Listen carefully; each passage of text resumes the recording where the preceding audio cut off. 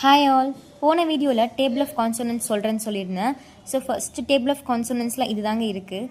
இந்த கோடு வந்து லைட்டாக இருக்குது பார்த்தீங்கன்னா, லெஃப்ட் டு ரைட் லைட்டாக போட்டால் பி, அதே டார்க்காக போட்டால் பி.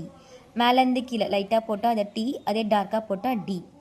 அதேமாதிரி ரைட் டு லெஃப்ட் நம்ம மேலேருந்து கீழே இந்தமாதிரி லைட்டாக போட்டால் ஹெச், அதே மாதிரி டார்க்காக போட்டால் ஜே. ஸோ இது மாதிரி கீழே லைட்டாக போட்டால் கே, டார்க்காக போட்டால் கேன்னு சொல்லுவாங்க, இல்லை ஜின்னு சொல்லுவாங்க.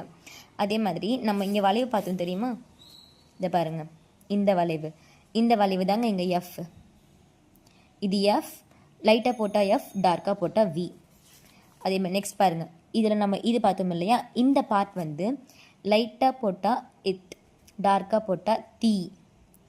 அதே மாதிரி அடுத்தது பாருங்கள், இந்த பார்ட் இருக்கு இல்லையா, இந்த பார்ட்டு தான் வந்துட்டு இங்கே இது லைட்டாக போட்டால் எஸ், டார்க்காக போட்டால் இசட், ஜி, அந்த மாதிரி.